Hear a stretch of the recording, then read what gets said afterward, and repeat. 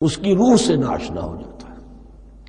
تو وہ ایسا ہوتا ہے کہ مچھر چھانتے ہیں اور سموچے اونٹ نکل جاتے ہیں۔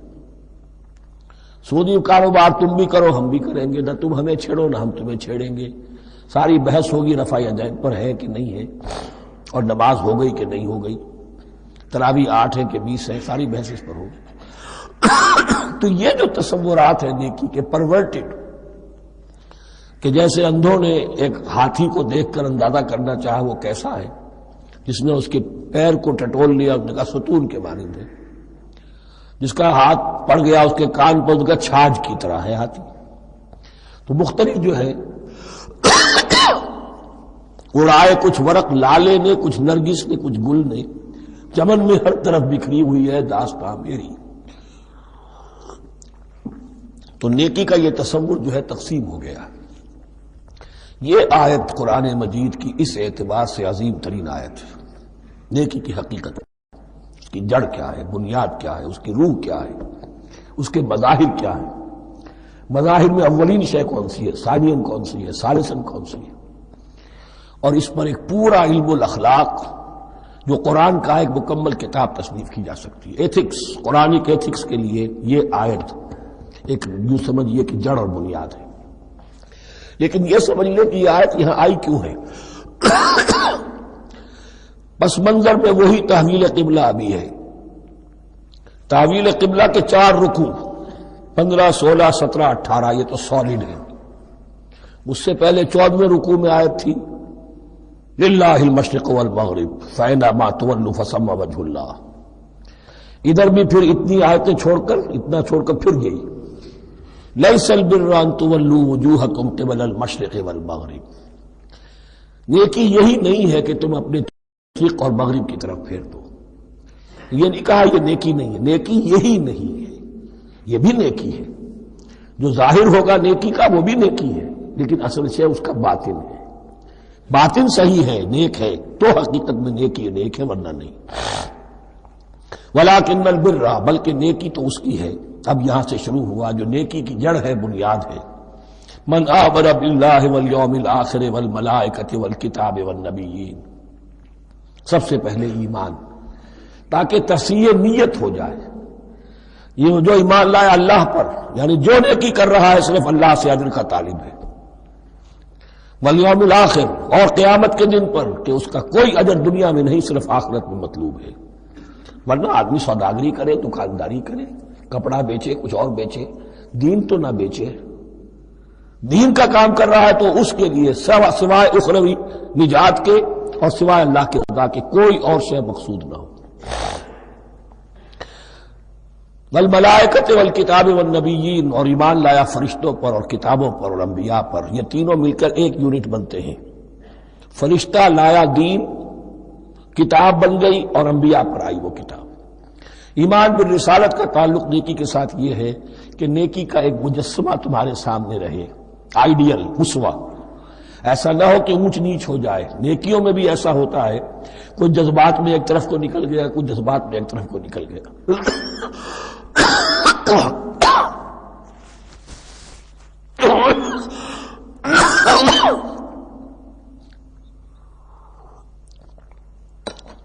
اس گمراہی سے بچنے کی ایک ہی شکل ہے کہ ایک مجسمہ مکمل، ایک اسوہ کاملہ سامنے ہو جس میں معتدل ہو تمام چیزیں، اور وہ ہمارے لیے اسوہ کاملہ محمد رسول اللہ کی شخصیت ہے۔ نیکی کے ظاہر کے لیے ہم انہیں معیار سمجھیں گے، جو شے جتنی ان کی سیرت میں ہے اس سے زیادہ نہ ہو، اس سے کم نہ ہو۔ کوشش یہ ہو، آئیڈیل یہ ہو کہ بالکل انسان حضور صلی اللہ علیہ وسلم کے اسوہ کاملہ کی پیروی کرے۔ ولیکن البر من آمن باللہ والیوم الآخر والملائکۃ والکتاب والنبیین وآتی المال علی حبہ ذوی القربى والیتامى والمساکین وابن السبیل، اور دیا اس نے مال یا دے وہ مال اس کی محبت کے علی الرغم، علی حبہ اللہ کی طرف نہیں ہے، علی حب المال، علی الرغم مال محبوب ہے پھر بھی وہ خرچ کر رہا ہے، ذوی القربى قرابت داروں پر، والیتامى یتیموں پر، والمساکین محتاجوں پر، وابن السبیل مسافر پر، والسائلین اور مانگنے والوں پر، وفی الرقاب اور لوگوں کی گردنیں چھڑانے میں۔ گویا کہ نیکی کے مظہر میں اولین مظہر یہ ہے انسانی ہمدردی. اگر یہ نہیں ہے تو نیکی نہیں ہے. عبادات کے انبار لگے ہوں اور دل میں شقاوت ہو، انسان کو حاجت میں دیکھ کر دل نہ پسیجے، کسی کو تکلیف میں دیکھ کر تجوری کی طرف ہاتھ نہ بڑھے حالانکہ تجوری میں مال موجود ہو، تو وہ دین کی روح سے بالکل خالی ہے. یا آپ سورہ آل عمران میں پڑھیں گے لن تنالوا البر حتى تنفقوا مما تحبون، تم نیکی کے مقام کو پہنچ ہی نہیں سکتے جب تک کہ خرچ نہ کرو اس میں سے جو تمہیں پسند ہے. جس سے طبیعت گھبرا گئی، اکتا گئی، کپڑے میں جو بوسیدہ ہو گئے وہ دے دیے، حاتم طائی کی قبر کو لات مار دی، وہ نہیں. جو شے پسند ہے اگر اس میں سے نہیں دیتے تو نیکی کو پہنچ بھی نہیں سکتے، تمہیں ہوا بھی نہیں لگے گی. وَأَقَامَ الصَّلَاةَ وَآتَى الزَّكَاةَ، دیکھیے نماز اور زکوٰۃ اب آ رہے ہیں. یہ ہے حکمت دین کہ ایک ہے روح دین، وہ ہے ایمان، اور جو اس کے مظاہر ہے مظہر اول انسانی ہمدردی. نمبر 2 ہے پھر نماز اور زکوٰۃ، اور یہاں زکوٰۃ کو علیحدہ ذکر کیا ہے، اور اس آیت کا حضور نے حوالہ دیا ان فی المال لحق سوى الزکاۃ. دیکھو کچھ لوگوں نے سمجھا بس ہم نے زکوٰۃ نکال دی تو حق ادا ہو گیا پورا. بڑی بے وقوفی ہے. مال میں حق ہے زکوٰۃ کے سوا بھی. اور اب آپ نے یہ آیت پڑھی، دیکھو اس آیت میں کیا ہے. زکوٰۃ کا تذکرہ بعد میں ہو رہا ہے، وَآتَى الْمَالَ عَلَىٰ حُبِّهِ ذَوِي الْقُرْبَىٰ وَالْيَتَامَىٰ وَالْمَسَاكِينَ وَابْنَ السَّبِيلِ وَالسَّائِلِينَ وَفِي الرِّقَابِ وَأَقَامَ الصَّلَاةَ وَآتَى الزَّكَاةَ. اس کی کیا حکمت ہے کہ ایمان کو تر و تازہ رکھنے کے لیے نماز ہے، اقم الصلاۃ لذکری، اور انسانی ہمدردی میں مال خرچ کرنے کے جذبے کو پروان چڑھانے کے لیے برقرار رکھنے کے لیے زکوٰۃ ہے. اتنا تو دو نا کم سے کم. بوتل کا منہ تو کھلے، کارک تو نکلے اس کا. اگر بوتل کا کارک نکل جائے گا تو شاید اس میں سے کچھ شربت اور بھی نکل آئے. تو زکوٰۃ ہے تو کارک کے مانند 2.5% ہے، کیا ہے، لیکن یہ کہ اس سے پھر کچھ اور بھی نکلے گا. جو زکوٰۃ میں نہیں دیتا اس نے کیا کرنا. وَالْمُوفُونَ بِعَهْدِهِمْ إِذَا عَاهَدُوا، اور وہ کہ جو اپنے عہد کو پورا کرنے والے ہیں جب کوئی عہد کر لیں. سب سے بڑا عہد اللہ سے کیا، لست بربکم قالوا بلا. پھر عہد شریعت کا ہے کہ جو ہم نے کیا اللہ کے ساتھ. پھر آپس میں جو بھی معاہدے ہو جائیں، اور معاملات انسانی سارے کے سارے معاہدات کی شکل میں. شوہر اور بیوی کا معاملہ بھی ایک معاہدہ ہے. Marriage is a social contract. شوہر کی ذمہ داریاں ہیں، اس کے فرائض ہیں، بیوی کی ذمہ داریاں اس کے فرائض ہیں. شوہر کے حقوق ہیں، بیوی کے حقوق ہیں. پھر جو بھی امپلائر امپلائی ریلیشن شپ ہے معاہدہ ہے، کانٹریکٹ ہے. جو ہمارا آپ کا پولیٹیکل سسٹم ہے وہ بھی معاہدوں کے اوپر مبنی ہے. بڑا بڑا بزنس جو ہے وہ کانٹریکٹ میں چلتا ہے. تو اگر ایک چیز پیدا ہو جائے کہ جو عہد کر لیا ہے اسے پورا کرنا ہے تو ساری اسٹریم لائننگ ہو جائے گی تمام معاملات کی. وَالْمُوفُونَ بِعَهْدِهِمْ إِذَا عَاهَدُوا وَالصَّابِرِينَ فِي الْبَأْسَاءِ وَالضَّرَّاءِ وَحِينَ الْبَأْسِ، اور خاص طور پر صبر کرنے والے فقر و فاقہ میں، جنگ کی حالت میں اور تکلیف میں. یعنی ایک نیکی ہے بدھ مت کے بھکشوؤں کی نیکی. ایک نیکی یہ ہے، یہ نیکی باطل کو چیلنج کرتی ہے. یہ نیکی خانقاہوں تک محدود نہیں ہوتی. یہ نیکی صرف انفرادی سطح تک محدود نہیں رہتی. جو نیکی اللہ چاہتا ہے کہ اب باطل کا سر کچلنے کے لیے میدان میں آؤ، اور جب باطل کا سر کچلنے کے لیے میدان میں آؤ گے تو خود بھی تکلیفیں اٹھانی پڑیں گی. صحابہ کرام کو بھی جانیں دینی پڑی ہیں. سینکڑوں صحابہ نے جام شہادت نوش کیا. تو آخری چوٹی کیا ہے؟ گویا کہ سمم بونم جس کو کہتے ہیں ایتھکس کے اندر، کہ اس نظریہ اخلاق میں سب سے اونچی منزل کون سی ہے؟ وہ سمم بونم جو ہے اسلام کا، وَالصَّابِرِينَ فِي الْبَأْسَاءِ وَالضَّرَّاءِ وَحِينَ الْبَأْسِ وَلَا تَقُولُوا لِمَنْ يُقْتَلُ فِي سَبِيلِ اللَّهِ أَمْوَاتٌ بَلْ أَحْيَاءٌ وَلَكِنْ لَا تَشْعُرُونَ. وہ آیت یاد کر لیجیے. اولئک الذین صدقوا، یہ ہیں لوگ جو سچے ہیں. دعویٰ تو نیکوکاری کا بہت سو کو ہے، یہ ہیں وہ لوگ کہ جو سچے ہیں، وَأُولَٰئِكَ هُمُ الْمُتَّقُونَ، اور یہی حقیقت میں متقی ہیں۔ تمہارے ذہنوں میں کوئی اور نقشے بیٹھے ہوئے ہیں، کوئی لباس ہے، وضاقتہ ہے، بس یہ بڑا متقی آدمی ہے۔ تقویٰ اس کا نام ہے، یعنی یہ پوری انسانی شخصیت کا ایک ہیولہ ہے، ایک پوری انسانیت کا ایک فرد کا نقشہ کھینچ دیا گیا کیریکٹر کا، جس کے اندر روح ایمان اور خارج میں اس ترتیب کے ساتھ دین کی یہ تقاضے اور نیکی کے یہ مظاہر موجود ہیں۔ اللہم ربنا اجعلنا منہم، اللہم ربنا اجعلنا منہم۔ اب اس کے بعد کچھ وہی جو معاملات انسانی ہیں اس پر اب بحث، جیسا کہ میں نے کہا تھا کہ ایک لڑی ہے شریعت کی، معاملات کی۔ یہ تو بڑے بڑے پھول جو تھے آیت الآیات اور آیت البر، یا ایھا الذین آمنوا کتب علیکم القصاص فی القتلی، اہل ایمان تم پر لازم کر دیا گیا ہے مقتولوں کا بدلہ لینا۔ قتلہ قتیل کی جمع بھی ہے، اور مقتول سے یہ مصدر بھی ہو سکتا ہے کہ تمہارے لیے، یعنی اس معاملے میں سہل انگاری صحیح نہیں ہے۔ انسانی تمدن کی جڑ کٹتی ہے جب کسی معاشرے کے اندر انسان کا خون بہانا عام ہو جائے، تمدن جس کی جڑ کٹ جائے، تو قصاص تم پر واجب ہے۔ یا ایھا الذین آمنوا کتب علیکم القصاص فی القتلی الحر بالحر والعبد بالعبد والانثى بالانثى۔ ایک آزاد کی جگہ آزاد ہی قتل کیا جائے گا۔ آزاد نے قتل کیا ہے تو ظاہر بات ہے وہ آزاد ہی اس کی جگہ قتل ہوگا۔ یہ نہیں وہ کہے میرا غلام لے جاؤ، میرے 2 غلام لے لو، نہیں، والعبد بالعبد، اور عبد کی جگہ عبد ہی ہوگا، جس نے قتل کیا وہی قتل کیا جائے گا، والانثى بالانثى، اور اگر قتل کرنے والی عورت ہے تو وہ عورت ہی قتل ہوگی۔ اس میں چونکہ وہاں بہت سے رواج مختلف تھے، بہت سے معیار بھی مختلف تھے۔ اگر اوسی خزرجی کو قتل کر دے تو 1/3 خون بہا، 3 گنا خون بہا، اور خزرجی اوسی کو قتل کرے تو 1/3 خون بہا، یہ ان کا قانون تھا۔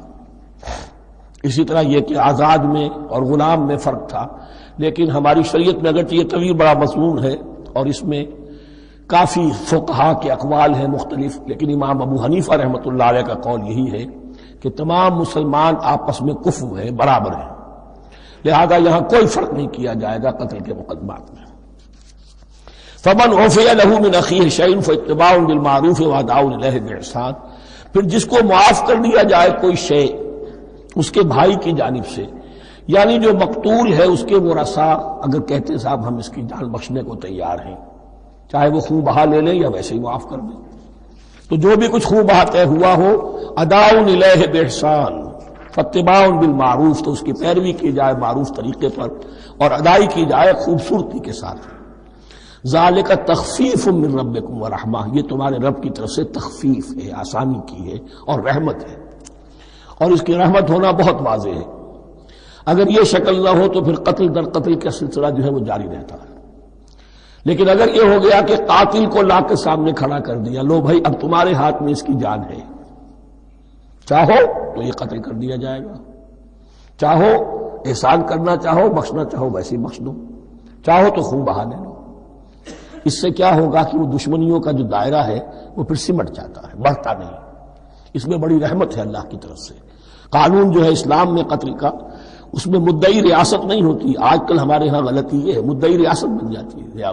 یہ مدعی ہوتا ہے یہاں پر جو بھی مقتول کے ورثاء ہیں، اور کسی کو صدر کو کیا، صدر کے باپ کو بھی اختیار نہیں ہے کہ کسی قاتل کو معاف کرتے ہیں۔ قاتل کو معاف کرنے کا جو اختیار ہے وہ صرف مقتول کے ورثاء کو ہے، کوئی صدر نہیں کر سکتا۔ ہمارے دستور میں ہے، پوری شرع پوری شک موجود ہے۔ فمن اعتدی بعد ذلک فلہ عذاب علیم، اور جو اس کے بعد بھی حد سے تجاوز کرے گا تو اس کے لیے دردناک اور بہت بڑا عذاب ہوگا۔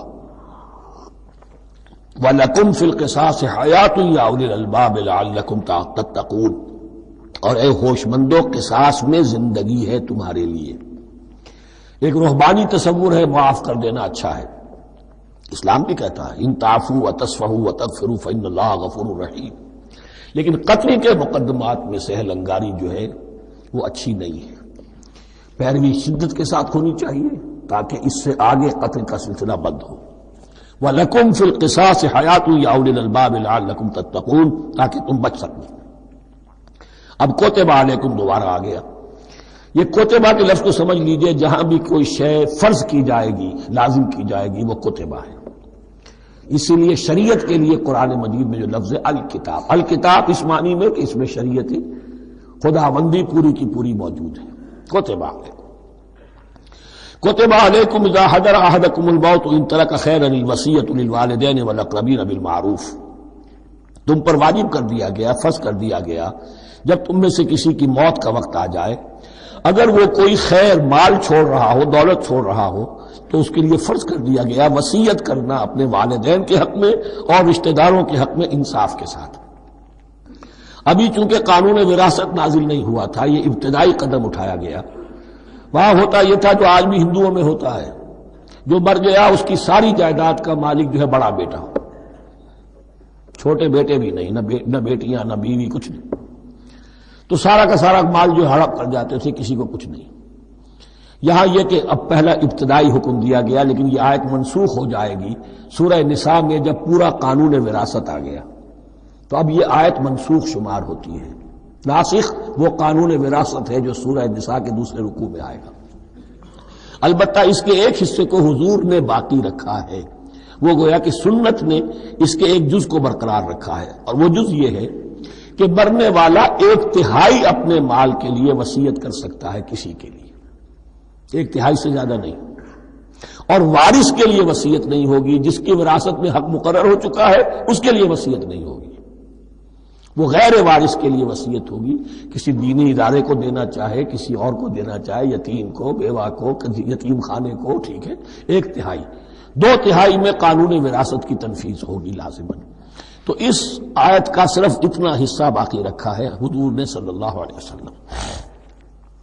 حقاً علی المتقین، یہ اللہ کا تقوی رکھنے والوں پر حق ہے، واجب ہے کہ وہ وصیت کریں کہ ہمارے والدین کو یہ مل جائے، فلاں رشتہ دار کو یہ مل جائے، باقی جو ہے جو بھی ورثاء ہیں لے جائیں۔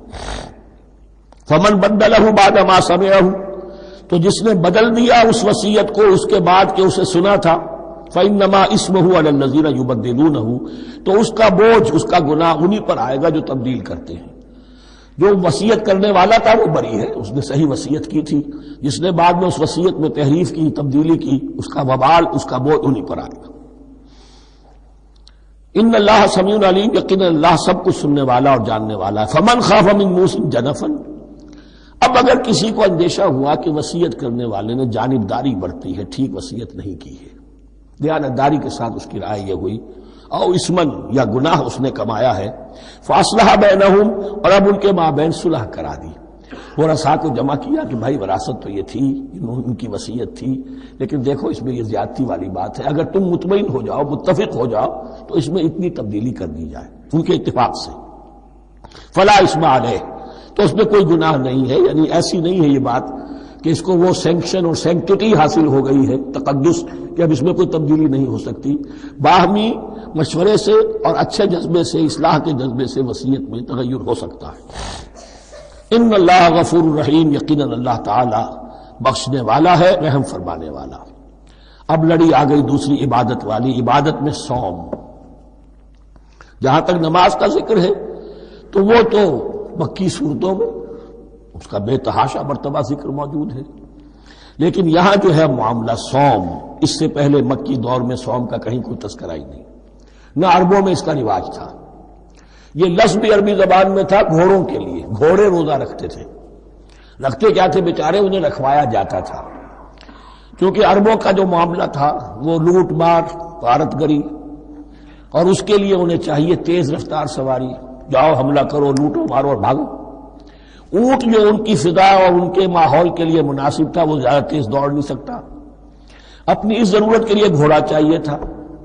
گھوڑے میں عرب کا سخت موسم برداشت کرنے کی عادت نہیں، نازک جانور ہے، وہ پیاسا تو نہیں رہ سکتا 7 دن تک جیسے کہ اونٹ رہ سکتا ہے، بھوکا نہیں رہ سکتا، وہ لو کے تھپیڑے نہیں برداشت کر سکتا، لہذا عرب اس کو رکھواتے تھے روزہ، کھانا پینا بند کیا اور اس کے جو ہے منہ کر کے کھڑے ہو گئے جب گرم تیز ہوا چل رہی ہے، خود تو اپنے آپ کو لپیٹ لیا اپنے گھٹنے میں، گھترا کہلاتا ہے وہ جو بھی کپڑا اوپر ہوتا ہے، اور وہ اس گھوڑے کو جو ہے وہ ساری آگ اس پر برس رہی ہے تاکہ اس میں عادت پیدا ہو جائے جھیلنے کی، برداشت کرنے کی، تو جنگ کے موقع پر کہیں یہ دغا نہ دے جائے، اگر یہ ہمت ہار گیا تو اس کا تو کیا کیا جائے گا، تو اصل میں سوار ہے جو مارا گیا۔ یہ روزہ ان کے ہاتھ تھا، لیکن جب حضور آئے مدینے میں تو یہاں یہود میں روزے کا رواج تھا۔ وہ ایک تو عاشورہ کا روزہ رکھتے تھے، اس لیے کہ وہ تاریخ تھی جس میں کہ نجات ملی تھی بنی اسرائیل کو فرعونیوں سے۔ تو اس طریقے سے حضور نے پھر ابتداءً مہینے میں ہر مہینے میں 3 روزے رکھنے کا حکم دیا۔ یہ ہے ابتدائی حکم جو حضور نے دیا، قرآن میں ابھی نہیں آیا تھا۔ جیسے تحویل قبلہ کے معاملے میں بھی قرآن نے کہا کہ ہم نے تمہیں اس قبلے پر رکھا تھا، لیکن اس کا کوئی حکم جو ہے قرآن میں جلی نہیں ہے۔ یہ ہو سکتا ہے کہ وہ حکم بھی حضور کو اللہ ہی نے دیا ہو وحی خفی کے ذریعے سے۔ پہلے یہ کہ ہر مہینے میں 3 روزے۔ اب ظاہر بات ہے کہ مہینے جو ہیں وہ سخت گرم بھی ہو سکتے ہیں۔ اب اگر 30 کے 30 روزے ایک ہی مہینے میں فرض کر دیے گئے ہوتے اور وہ ہوتے جون جولائی کے تو جان نکل جاتی۔ بہترین تدبیر یہ کی گئی ہر مہینے میں، اور یہ موسم سارے آ رہے ہیں اس میں۔ پھر کچھ عرصے کے بعد یہ رمضان کا روزہ فرض کیا گیا۔ پہلا جو روزہ تھا 3 دن کا، اس میں یہ بھی تھی اجازت کہ جو اگر مسافر نہیں ہے، بیمار بھی نہیں ہے، طاقت رکھتا ہے روزہ رکھنے کی، پھر بھی روزہ نہ رکھے تو اس کا فدیہ یہ ہے کہ 1 مسکین کو کھانا کھلائے۔ علی الاطلاق تھا یہ۔ جب رمضان کے روزے کی فرضیت ہو گئی تو اب یہ فدیہ نہیں ہے، البتہ حضور نے اس کو باقی رکھا ایسے شخص کے لیے جو بہت بوڑھا ہے، یا کوئی خاتون بہت بوڑھی ہے برداشت نہیں کر سکتی، یا کوئی بیمار ہے، کسی سخت ایسی بیماری میں ہے کہ روزہ اس کے لیے جان کے لیے ہلاکت کا اندیشہ ہو سکتا ہے، اس کے لیے فدیہ برقرار رکھا۔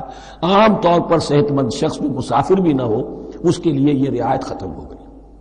یہ ہے ان آیات کی تعبیر جس پر میں پہنچا ہوں، اور بہت پہلے پہنچ گیا تھا، لیکن چونکہ اکثر مفسرین نے یہ بات نہیں لکھی ہے تو میں جھجکتا رہا، لیکن بعد میں مجھے معلوم ہوا کہ مولانا انور شاہ کاشمیری رحمۃ اللہ علیہ کی رائے یہی ہے، تو مجھے اعتماد ہو گیا۔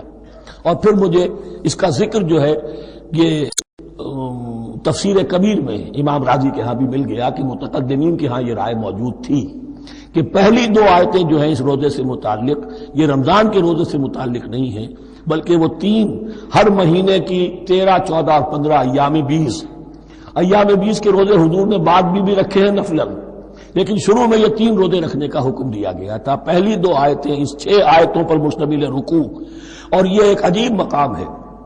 قرآن مجید کے احکام بہت دفعہ ہے، نماز کے احکام قرآن میں بہت دفعہ ہیں، کہیں وضو کا ہے، کہیں تیمم کا ہے، کہیں اور نماز خوف کا ہے، مختلف جگہوں پر، لیکن صوم کی عبادت پر یہ 6 آیات کامل ہیں، مکمل ہیں۔ اس کی حکمت، اس کی غرض و غایت، اس کے احکام سب کے سب اس میں آ گئے۔ اب پہلی 2 آیتیں کون سی ہیں؟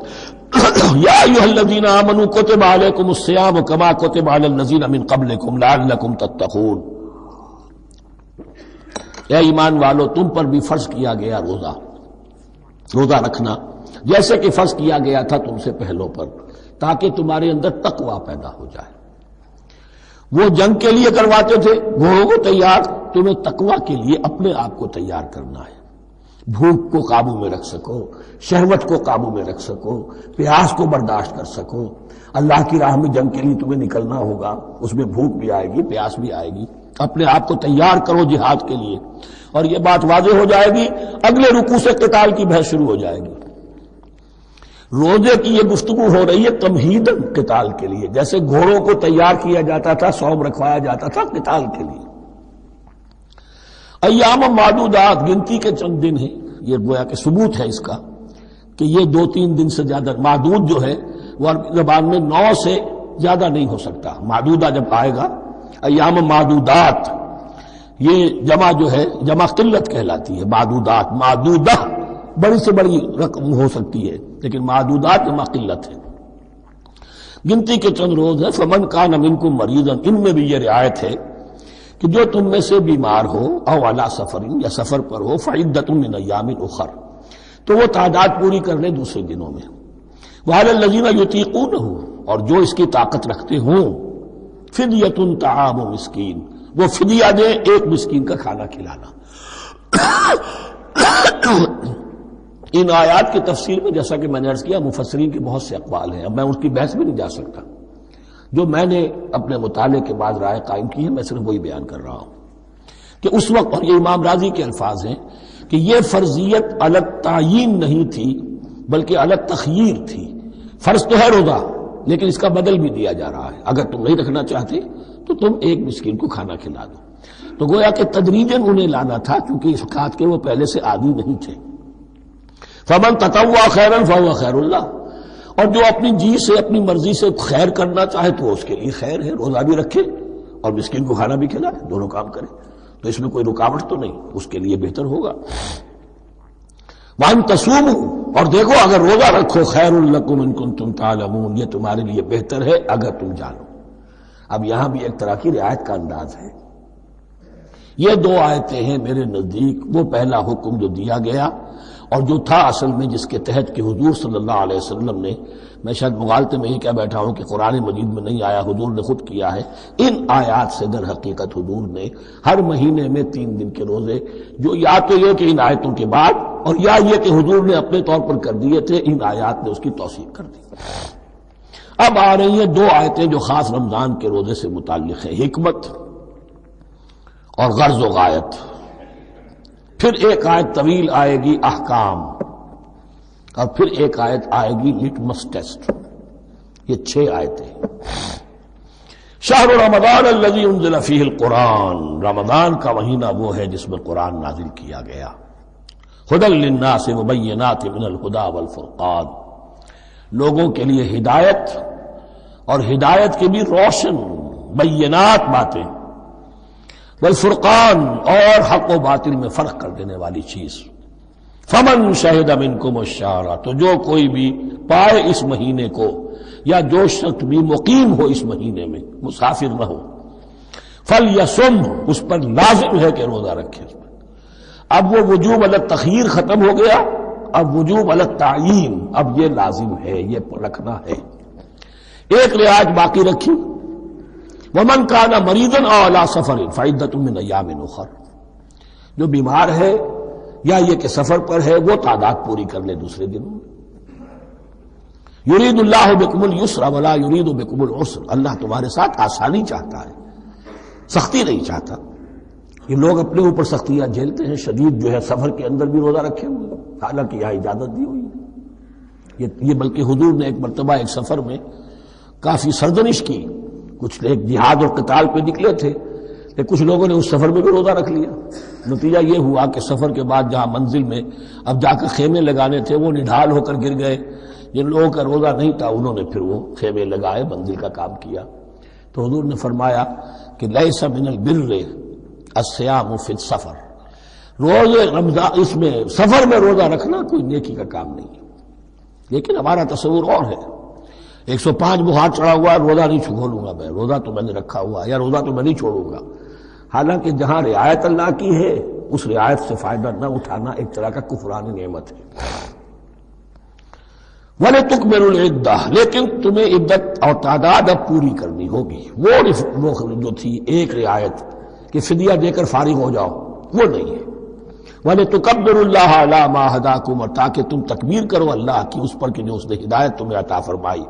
وَلَعَلَّكُمْ تَشْكُرُونَ، اور تاکہ تم شکر کر سکو اس نعمت عظمیٰ کا جو قرآن حکیم کی شکل میں تمہیں دی گئی۔ اس موضوع پر میرا کتابچہ عظمت صوم اور عظمت صیام و قیام قرآن، اس میں یہ سارے مضامین تفصیل سے آئے ہیں، کیا حکمت ہے، کیا غرض و غایت ہے، کیا مقصد ہے، اور آخری منزل کیا ہے، وَإِذَا سَأَلَكَ عِبَادِي عَنِّي فَإِنِّي قَرِيبٌ۔ مطلوب تو یہ ہے کہ تمہارا جو یہ جسم حیوانی ہے یہ کچھ کمزور پڑے، روح ربانی جو تم میں پھونکی گئی ہے اسے تقویت حاصل ہو۔ جن میں روزہ رکھو، اس حیوانی وجود کو ذرا کمزور کرو، دباؤ اس کے تقاضوں کو، رات کو کھڑے ہو جاؤ، اللہ کا کلام سنو اور پڑھو، تاکہ تمہاری روح کی آبیاری ہو، اس پر حیات، آب حیات کا ترشح ہو۔ نتیجہ کیا نکلے گا؟ تمہارے اپنے اندر سے ایک پیاس ابھرے گی، وَإِذَا سَأَلَكَ عِبَادِي عَنِّي فَإِنِّي قَرِيبٌ، تقرب الی اللہ کا جذبہ پیدا ہوگا۔ تو اے نبی، جب میرے بندے، ایسے بندے آپ سے میرے بارے میں سوال کریں، ان کو بتا دیجئے میں قریب ہوں، دور نہیں۔ یہ حقوق انسانی کا میرے نزدیک دنیا میں سب سے بڑا میگنا کارٹا ہے۔ اللہ اور بندے کے درمیان کوئی فصل نہیں ہے، فصل اگر ہے تو تمہاری اپنی خباثت ہے۔ اگر تمہاری نیت میں فساد ہے، حرام خوری تو کرنی ہی کرنی ہے، تو اب کس منہ سے اللہ سے دعا کرو گے؟ پھر جاؤ گے کسی پیر کے پاس، آپ دعا کر دیجیے، یہ نذرانہ حاضر ہے؟ یہ طریقہ کیا ہے؟ انسان کا نفس حائل ہے اور کوئی نہیں، ورنہ ہم تو مائل بے کرم ہیں، کوئی سائل ہی نہیں، راہ دکھنا ہے کسی رہنمی منزل ہی نہیں، کوئی پوپ نہیں، کوئی پنڈت نہیں، کوئی پادری نہیں، کوئی پیر نہیں، کوئی نہیں، جب چاہو اللہ سے ہم کلام ہو جاؤ۔ اس سے بڑا حق کیوں خالق و مخلوق میں حائل رہے پردے؟ پیران کلیسا کو کلیسا سے اٹھا دو، میرا ہر بندہ جب چاہے جہاں چاہے مجھ سے ہم کلام ہو جائے۔ ہاں شرط ہے اس کی، وہ شرط آگے آ رہی ہے، اجیب و دعوت الداعی اذا دعان، میں تو ہر پکارنے والے کی پکار سنتا ہوں، اور سنتا نہیں جواب دیتا ہوں، اور صرف جواب نہیں دیتا قبول کرتا ہوں۔ اجابت میں یہ تینوں چیزیں موجود ہیں، اور اذا دعان، جہاں مجھے پکارے جب پکارے، دیر اینڈ دین میں موجود ہوں۔ لیکن شرط کیا ہے؟ فَلْيَسْتَجِيبُوا لِي، انہیں بھی تو میرا کہنا ماننا چاہیے، یہ یک طرفہ بات نہیں ہوگی۔ فَاذْكُرُونِي أَذْكُرْكُمْ، تم مجھے یاد رکھو گے تو میں تمہیں یاد رکھوں گا، یہ دو طرفہ معاملہ ہے۔ تم شکر کرو گے میں تمہاری قدردانی کروں گا، تم میری طرف چل کر آؤ گے میں بھاگ کر آؤں گا، تم بارش برآؤ گے میں ہاتھ بڑھاؤں گا، لیکن تم رخ موڑ لو گے ہم بھی رخ موڑ لیں گے۔ ہماری تو غرض نہیں ہے، غرض ہے تو تمہاری، تم رجوع کرو گے ہم بھی رجوع کر لیں گے، تم توبہ کرو گے ہم اپنی نظر کرم پھر تمہاری طرف متوجہ کر دیں گے۔ لیکن ہر چیز ان تنصروا اللہ ینصرکم، اللہ کی مدد کرو گے تو اللہ تمہاری مدد کرے گا۔ تمہاری دوستیاں ہو، پینگے بڑھا رہے ہو اللہ کے دشمنوں کے ساتھ، ساز باز ہو اللہ کے دشمنوں کے ساتھ، اور کھڑے ہو جاؤ قنوت نازلہ میں اللہ سے مدد مانگنے کے لیے، تم سے بڑا بے وقوف کون ہوگا؟ پہلے اللہ کی طرف رخ تو کرو، اللہ سے اپنا معاملہ درست کرو۔ ہاں اس میں کوئی یہ شرط نہیں ہے کہ پہلے ولی کامل اس وقت توبہ کرو خلوص نیت سے تو سارے پردے ہٹ جائیں گے، لیکن خلوص نیت کے ساتھ توبہ۔ وَإِذَا سَأَلَكَ عِبَادِي عَنِّي فَإِنِّي قَرِيبٌ أُجِيبُ دَعْوَةَ الدَّاعِ إِذَا دَعَانِ فَلْيَسْتَجِيبُوا لِي وَلْيُؤْمِنُوا بِي لَعَلَّهُمْ يَرْشُدُونَ أُحِلَّ لَكُمْ لَيْلَةَ الصِّيَامِ الرَّفَثُ إِلَىٰ نِسَائِكُمْ۔ اب یہ ہے احکام کی آیت، بڑی طویل ہے، چونکہ یہود کے ہاں شریعت میں روزہ جو ہے شروع ہو جاتا تھا شام کو ہی، اور رات بھی روزے میں شامل تھی، تو تعلق زن و شو بھی نہیں ہو سکتا، اور کوئی سحری وحری کا تصور نہیں تھا، جیسے ہی سوئے رات شروع روزہ شروع، اب اگلے دن تک غروب آفتاب تک روزہ رہے گا۔ ہمارے ہاں روزے میں نرمی کی گئی، ایک تو یہ کہ رات کو اس سے خارج کر دیا، روزہ دن کا ہے، اور رات کے وقت تعلق زن و شو بھی ہے، کھانا پینا بھی ہے، جو پابندیاں روزے کی ہیں وہ سب اٹھ گئی۔ لیکن ہو یہ رہا تھا کہ لوگ سمجھ رہے تھے کہ شاید وہی جو احکام ہیں یہود کے ہاں شاید وہی ہمارے ہاں بھی ہیں، اس لیے وہ ایسا بھی ہوتا تھا اپنے جذبات میں بیویوں سے مقاربت کرتے تھے، لیکن دل میں سمجھتے تھے کہ ہم نے غلط کام کیا ہے۔ یہاں اب ان کو اطمینان دلایا جا رہا کہ نہیں، أُحِلَّ لَكُمْ لَيْلَةَ الصِّيَامِ الرَّفَثُ إِلَىٰ نِسَائِكُمْ، حلال کر دیا گیا ہے تمہارے لیے روزے کی راتوں میں اپنی بیویوں کے پاس جانا۔ ہن لباس لکم وانتم لباس لہن، وہ پوشاک ہے تمہارے لیے، تم پوشاک ہو ان کے لیے۔ بڑا بلیغ کنایا ہے یہ، جیسے لباس میں اور جسم میں کوئی پردہ نہیں ہے، لباس ہی تو پردہ ہے نا، لباس میں اور جسم میں تو کوئی پردہ نہیں، ایسے ہی بیوی میں اور شوہر میں کوئی پردہ نہیں۔ ہن لباس لکم وانتم لباس لہن۔ ویسے بھی انسان کے اخلاق کی حفاظت کرنے والی، مرد کے اخلاق کی حفاظت کرنے والی بیوی ہے، بیوی کے اخلاق کی حفاظت کرنے والا مرد ہے۔ وہ مجھے اقبال کا شعر یاد آ رہا تھا، تعلیم نئی ہو کہ پرانی، نسوانیت زن کا نگہباں ہے فقط مرد، نہ پردہ نہ تعلیم نئی ہو کہ پرانی، نسوانیت زن کا نگہباں ہے فقط مرد۔ بہرحال ایک دونوں کے لیے وہ ایک ضرورت بھی ہے، ان کی پردہ پوشی بھی کرتے ہیں ایک دوسرے کی، اور اس طریقے سے لباس کی جو ہے اس میں کنایا کیا گیا۔ علم اللہ انکم کنتم تختانون انفسکم، اللہ کے علم میں ہے کہ تم اپنے آپ کے ساتھ خیانت کر رہے تھے۔ ایک کام کر رہے تھے جو گناہ نہیں ہے لیکن تم سمجھتے تھے گناہ ہے، تو اپنے آپ سے خیانت ہو گئی کہ نہیں؟ اصلاً وہ گناہ نہیں تھا لیکن تمہارے علم میں نہیں تھا، لیکن تم یہ سمجھتے ہوئے بھی کہ یہ ممنوع ہے اس کا ارتکاب کر رہے تھے۔ علم اللہ انکم کنتم تختارون انفسکم فتاب علیکم، تو اللہ نے تم پر نظر رحمت فرمائی، وعفا عنکم، اور بخش دیا، معاف کر دیا، جو بھی خطائیں ہو گئی ہیں وہ سب کے سب معاف سمجھو۔ فالآن باشروہن، اب ان کے ساتھ جو بھی تعلق ضرور شے ہے وہ قائم کرو، وابتغوا ما کتب اللہ لکم، اور تلاش کرو، حاصل کرو جو کچھ اللہ نے تمہارے لیے لکھ دیا ہے۔ کیا لکھ دیا؟ ایک تو اولاد تعلق ضرور شو میں، اور ایک سکون ہے کہ جو اللہ تعالیٰ نے اس میں رکھا ہے، لتسکنوا الیہا، قرآن مجید میں یہ الفاظ آئے، ایک تسکین ہے، سکون ہے، اعصاب کا تناؤ جو ہے وہ اس کے بعد جو ہے اس کے اندر ایک سکون کی کیفیت پیدا ہو جاتی ہے۔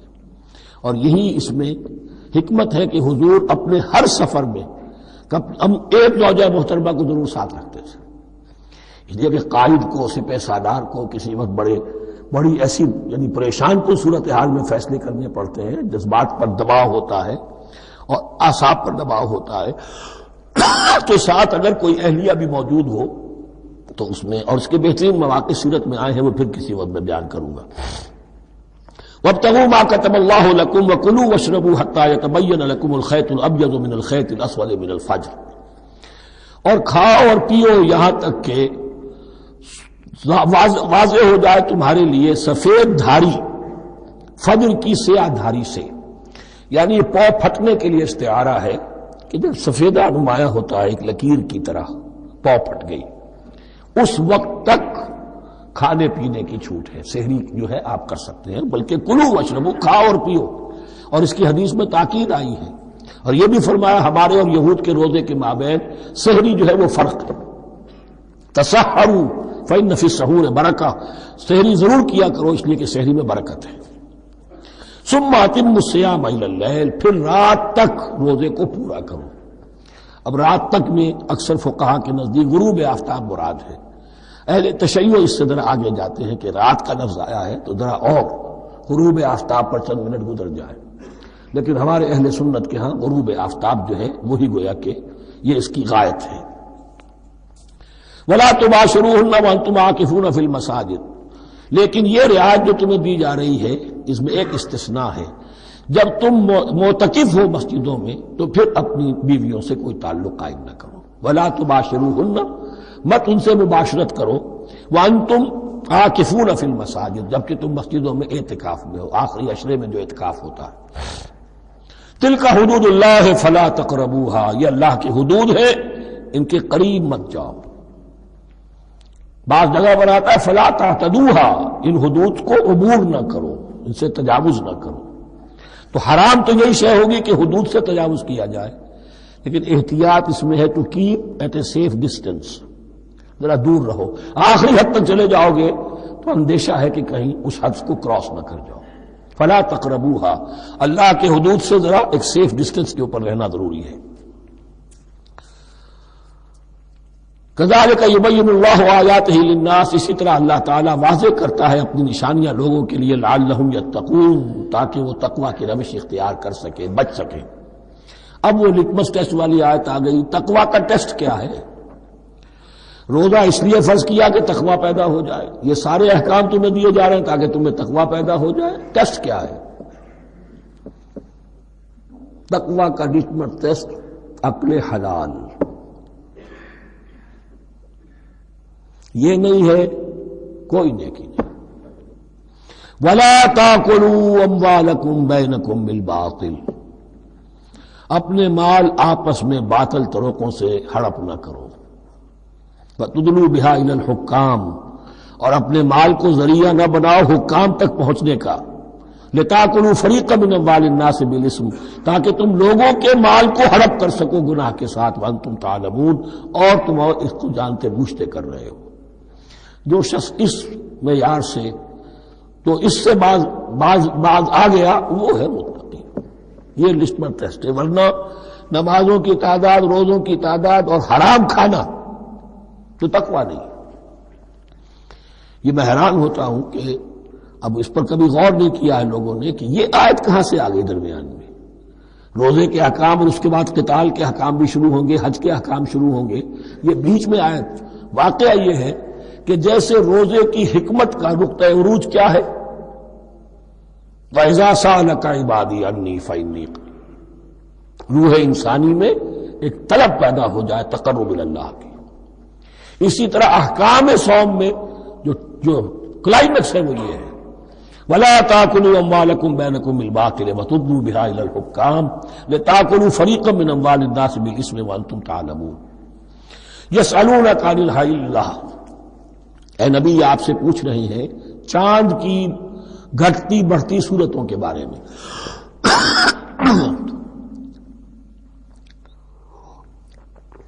قُلْ هِيَ مَوَاقِيتُ لِلنَّاسِ وَالْحَجِّ، کہہ دیجئے یہ لوگوں کے لیے ایک اوقات کا تعین ہے، کیلنڈر ہے، اور حج کے لیے. اب دیکھو آپ کو معلوم ہے کہ یہ اللہ تعالیٰ نے ایک کیلنڈر لٹکا دیا ہے. معلوم ہو گیا یہ چاند پہلی تاریخ ہو گئی. کچھ دنوں کے بعد آپ نے دیکھا معلوم ہوتا ہے کہ اب ایک ہفتہ گزر گیا ہے، آدھا چاند ہو گیا ہے. 2 ہفتے ہو گئے، پورا چاند ہو گیا ہے. ہم نے گھٹنا شروع کیا. تو یہ گویا کہ لوگوں کے لیے اوقات کار کی تعین کے لیے، اور خاص طور پر سب سے اہم شے حج. اور یہ نوٹ کیجئے صوم کے بعد حج، اور حج کے ساتھ قتال.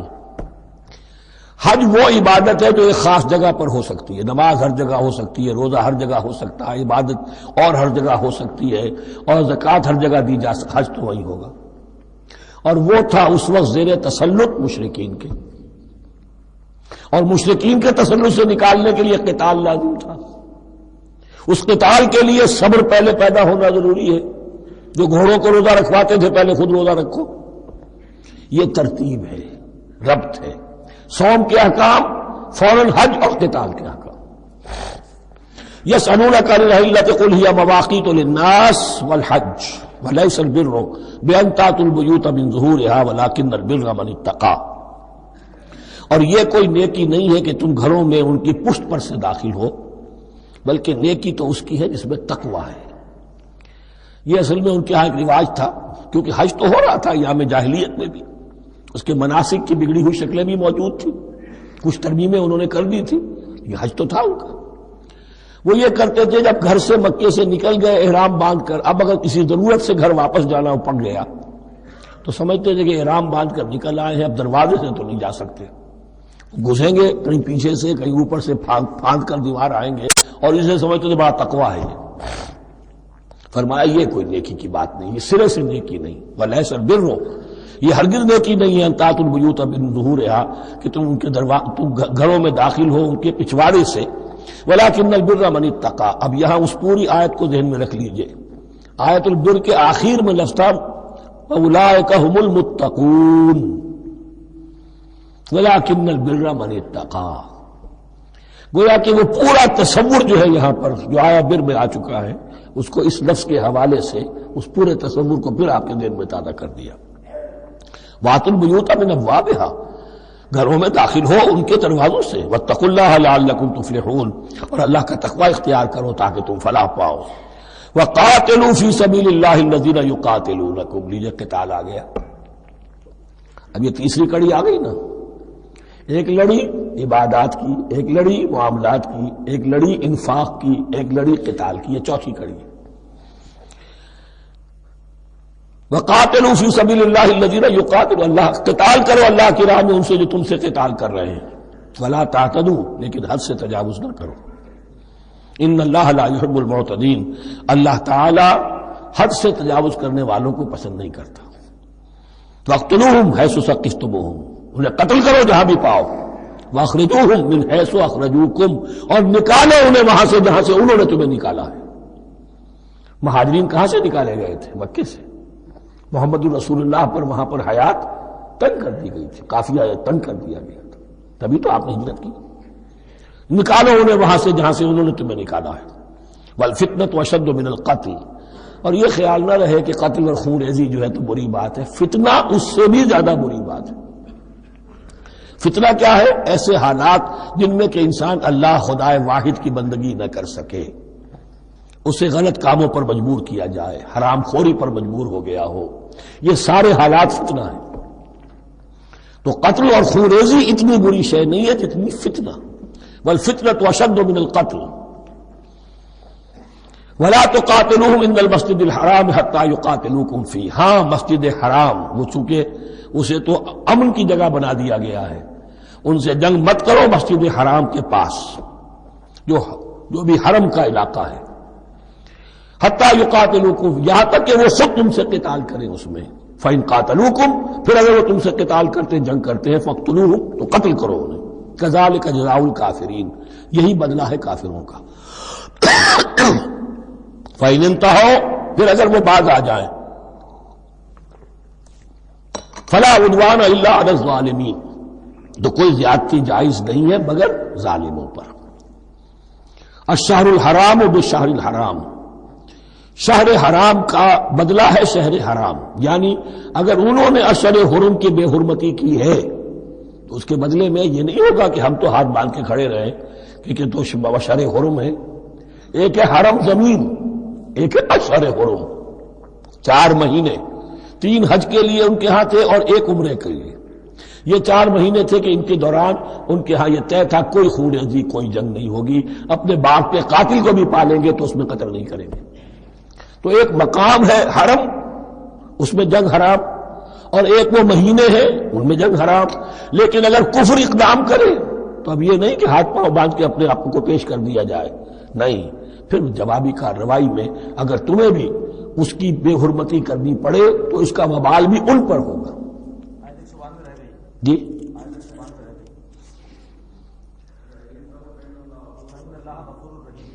وَفَإِنِ انتَهَوْا فَإِنَّ اللَّهَ غَفُورٌ رَحِيمٌ، اگر وہ بعد آ جائے تو اللہ غفور اور رحیم ہے۔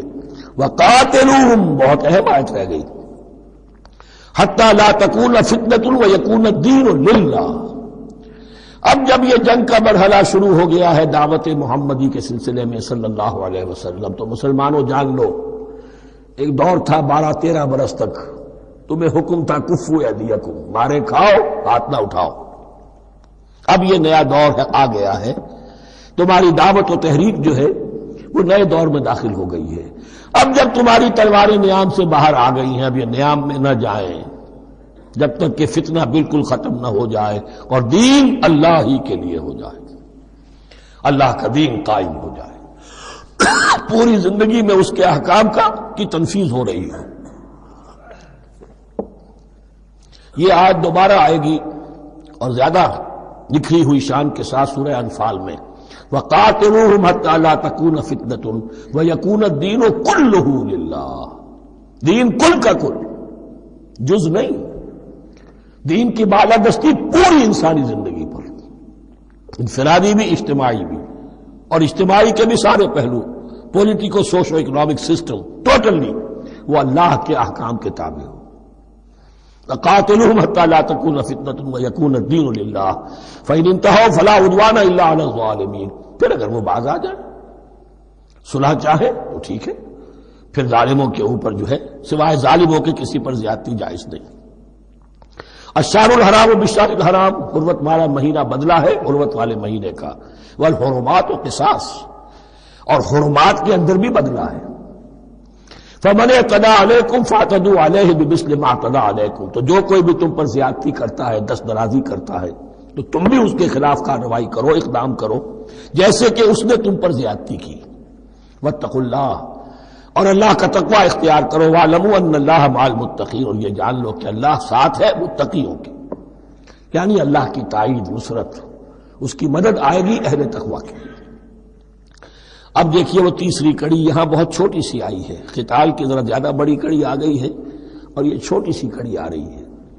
قتال کے لیے لازم ہے انفاق بھی، جنگ کیسے ہوگی اگر فوج کے لیے ساز و سامان نہ ہو، رسد کا اہتمام نہ ہو، ہتھیار نہ ہو، سواریاں نہ ہو، کیسے ہوگی جنگ؟ وَأَنفِقُوا فِي سَبِيلِ اللَّهِ وَلَا تُلْقُوا بِأَيْدِيكُمْ إِلَى التَّهْلُكَةِ، خرچ کرو اللہ کی راہ میں اور مت ڈالو اپنے آپ کو اپنے ہاتھوں ہلاکت میں، یعنی اللہ کا دین اس وقت اسے احتیاج ہے، وہ پیسہ چاہتا ہے. جیسے حضور نے تبوک کے موقع پر عام اپیل کی اور آپ اپنے مال کو لے کر بیٹھے ہوئے ہیں، تو گویا کہ آپ نے اپنے آپ کو ہلاکت میں خود ڈال دیا. یہ انفاق ہے، جہاد بالمال. وانفقوا فی سبیل اللہ ولا تلقوا بایدیکم الی التہلکہ واحسنوا ان اللہ یحب المحسنین. اور احسان کی روش اختیار کرو، دین کے اندر بھی خوبصورتی پیدا کرو، دین میں بہتر سے بہتر مقام حاصل کرنے کی کوشش کرو. ہمارا معاملہ کیا، دنیا میں آگے سے آگے اور دین میں پیچھے سے پیچھے. دین میں یہ دیکھیں گے اس سے کم پر گزارا ہو سکتا ہو، کوئی اور شے ہو کہ جس میں اس سے کم سے بھی بات پوری ہو جائے. دین میں یہ ہوگا، اور دنیا میں آگے سے آگے ہے جستجو کہ خوب سے ہے خوب تر کہاں. تو اگر یہ جستجو دنیا میں ہے، اس سے بڑھ کر دین میں ہونی چاہیے. فاستبقوا الخیرات، نیکیوں میں ایک دوسرے پر بازی لے جانے کی کوشش کرو. وانفقوا فی سبیل اللہ ولا تلقوا بایدیکم الی التہلکہ واحسنوا، اور احسان کی روش اختیار کرو. ان اللہ یحب المحسنین، یقیناً اللہ تعالی محسنین کو ان لوگوں کو کہ جو درجہ احسان پر فائز ہو جائیں محبت کرتا ہے، انہیں پسند کرتا ہے. یہ حدیث جبرائیل اگر ذہن میں ہو تو 3 درجے ہیں، جیسے میں نے آج بتایا آپ کو. وَنَحْنُ لَهُ مُسْلِمُونَ وَنَحْنُ لَهُ عَابِدُونَ وَنَحْنُ لَهُ مُخْلِصُونَ. 3 درجے دوسرے ہیں، اسلام، ایمان، احسان. اخبرنی عن الاسلام، اخبرنی عن الایمان، اخبرنی عن الاحسان. احسان کیا ہے؟ ان تعبد اللہ کانک تراہ فإن لم تکن تراہ فإنہ یراک. یہ سارے کام جو دین کے لیے کیے جا رہے ہوں، عبادت ہے، جہاد ہے، قتال ہے، ایسی کیفیت میں، ایسے اخلاص کے ساتھ، گویا کہ تم اپنی آنکھوں سے اللہ کو دیکھ رہے ہو. اور اگر تم اللہ کو نہیں دیکھ رہے تو کم سے کم یہ کیفیت تو تمہاری ہو جائے کہ تمہیں مستحضر رہے کہ اللہ تمہیں دیکھ رہا ہے. یہ احسان ہے. واحسنوا، عام طور پر اس کا ترجمہ اس انداز میں نہیں کیا گیا ہے، اس کو اچھی طرح سمجھ لیجئے. ویسے یہ مضمون کھل کر آئے گا سورہ مائدہ میں. ان اللہ یحب المحسنین، یقیناً اللہ تعالی محسنین کو پسند کرتا ہے. وَأَتِمُّوا الْحَجَّ وَالْعُمْرَةَ لِلَّهِ، اور حج اور عمرہ مکمل کرو اللہ کے لیے. جو عمرے کے لیے احرام تو باندھ لیا جائے گا مدینے سے 7 میل باہر نکل کر ہی. حج مکمل تو ہوگا جب طواف بھی ہوگا، وقوف عرفہ بھی ہوگا، سارے اس کے جو بھی مناسک ادا کیے جائیں گے. لیکن یہ کہ جو شخص بھی نیت کر لے حج کی یا عمرے کی تو پھر اسے مناسب کو مکمل کرنا چاہیے، کوئی کمی نہ رہے. فَإِنْ أُحْصِرْتُمْ، اگر تمہیں گھیر لیا جائے، روک دیا جائے، جیسے کہ سن 6 میں ہو گیا، صلح حدیبیہ کرنی پڑی، مشرکین مکہ اڑ گئے، نہیں داخل ہونے دیں گے. اگر تمہارا گھیراؤ ہو جائے فَمَسْتَيْسَرَ مِنَ الْهَدْيِ، تو جو بھی تم قربانی پیش کر سکو پیش کر دو. یہ دم احصار کہلاتا ہے کہ چونکہ اب ہم آگے نہیں جا سکتے، یہی ہمیں احرام کھولنا پڑ رہا ہے، تو دم احصار، یہ خون، یہ جو جانور اللہ کے نام پر ہم دے رہے ہیں، اس کی ایک طرح کا کفارہ ہے. وَلَا تَحْلِقُوا رُؤُوسَكُمْ حَتَّى يَبْلُغَ الْحَدْيُ مَحِلَّهُ، اور اپنے سر اس وقت تک نہ موڑو جب تک کہ وہ ہدی کا جانور جو ہے وہ محل تک، یعنی جو بیت الماء جہاں پر جا کر ذبح ہونا وہاں پہنچ نہ جائے. جانور تو آپ نے بھیج دیے اور وہ رکاوٹ نہیں ڈالیں گے، اس لیے کہ ان کا گوشت تو ان کو کھانے کو ملے گا. لہذا جانور، لیکن یہ اندازہ کر لو کہ اب اتنا وقت گزر گیا ہے کہ وہ ہدی قربانی کا جانور جو ہے وہ پہنچ گیا ہوگا. ہدیم بالغ الکعبہ، وہ وہاں پر اس کی اپنے مقام پر پہنچ گیا. فمن کان منکم مریضا او بہ اذى من راسہ، تو جو کوئی بھی تم میں سے ہو بیمار یا اس کے سر میں کوئی تکلیف ہو، کوئی زخم ہو، اور اس کی وجہ سے یہ ہے کہ وہ حجامت کرانی ضروری ہو جائے، بال کاٹنے ضروری ہو جائیں، ففدیۃ من صیام او صدقۃ او نسک، تو پھر فدیہ دینا پڑے گا. اگر اس ہدی کے جانور کے کعبے تک پہنچنے سے پہلے تمہیں اپنے بال کاٹنے پڑے، حجامت کرانی پڑی، تو فدیہ ہوگا. یہ جو ہے دم جنایت کہلاتا ہے، یعنی ایک تو کمی رہ گئی ہے اس کی تلافی کے لیے. وہ صیام بھی ہے، روزے 3 دن کے، اور صدقۃ او نسک، یا پھر یہ ہے کہ کوئی قربانی ہے، ایک جانور قربان کیا جائے، دم جنایت اس کو کہتے ہیں، یا صدقہ کیا جائے، 6 افراد کو کھانا کھلایا جائے. فَإِذَا أَمِنْتُمْ، پھر جب تمہیں امن حاصل ہو اور تم سیدھے جا سکتے ہو، بیت اللہ پہنچ سکتے ہو، فمن تمتع بالعمرۃ الی الحج فما استیسر من الحج، تو جو کوئی بھی فائدہ اٹھائے عمرے سے حج سے قبل، فما استیسر من الحج، تو وہ ایک اور قربانی پیش کرے جو بھی اسے میسر ہو۔ اب یہ سمجھ لیجئے کہ حضور کی بعثت سے پہلے عرب میں رواج یہ تھا کہ ایک سفر میں حج بھی کرنا عمرہ بھی کرنا ان کے نزدیک حرام تھا، یہ توہین تھی کعبے کی۔ حج کے لیے 3 مہینے، شوال، ذوالقعدہ، ذی الحج، اور رجب کا مہینہ ان کے ہاں طے تھا عمرے کے لیے۔ عمرے کے لیے علیحدہ سفر کرو، اس کے لیے علیحدہ سفر کرو۔ لیکن شریعت محمدی میں جو آسانیاں کی گئی ہیں وہ یہ ہیں کہ ایک شخص، چونکہ اس ملت کو پھیلنا تھا بہت طویل علاقے پر، لوگوں کے لیے سفر آسان تو نہیں تھا، تو آپ ایسا کر سکتے ہیں کہ آپ جائیں اور عمرہ بھی کر لیں، حج بھی کر لیں۔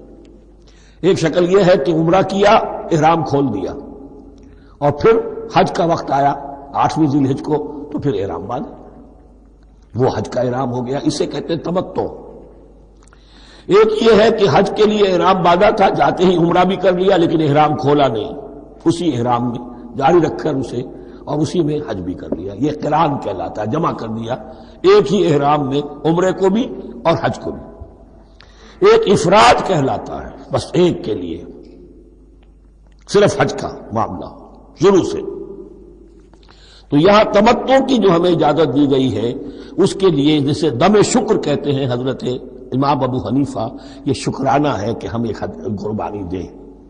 لیکن امام شافعی کے نزدیک یہ بھی دم جنایت ہے، یہ بھی جبر ہے۔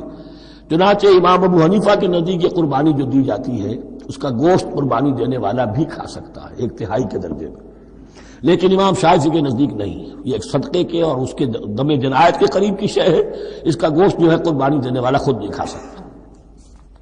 فمن لم یجد، اب اگر کسی کے پاس نہیں ہے یہ ہدیہ پیش کرنے کو، فصیام 3 ایام فی الحج، تو اب اس پر لازم ہے کہ حج میں 3 روزے رکھے، 7ویں، 8ویں اور 9ویں ذی الحج کو روزہ رکھے ایام حج میں۔ 10ویں کا روزہ نہیں ہو سکتا، وہ عید کا دن ہے، یوم النحر ہے۔ وسبعۃ اذا رجعتم، اور 7 روزے رکھو جبکہ تم واپس چلے جاؤ اپنے گھروں میں جا کر 7 روزے رکھو۔ تلک عشرۃ کاملہ، یہ 10 روزے ہوں گے مکمل۔ ذالک لمن لم یکن اہلہ حاضر المسجد الحرام، لیکن یہ رعایت کہ حج اور عمرہ ایک ہی سفر میں کر لیا جائے اور ایک ہی احرام میں کر لیا جائے یا 2 احراموں میں کیا جائے، یا یہ کہ ان دونوں کو جمع کرنے کی شکل جو ہے، یہ رعایت ہے کن کے لیے؟ ذالک لمن لم یکن اہلہ حاضر المسجد الحرام، جس کے اہل و عیال مسجد حرام کے قریب نہیں رہتے، دور سے آ رہے ہیں، تو ظاہر بات ہے کہ ان کے لیے رعایت ہوگی۔ واتقوا اللہ، اللہ کا تقوی اختیار کرو، وعلموا، اور جان لو، ان اللہ شدید العقاب، یقیناً اللہ تعالی سزا دینے میں بھی بہت سخت ہے۔ بارک اللہ لی ولکم فی القرآن العظیم ونفعنی وإیاکم بالآیات والذکر الحکیم۔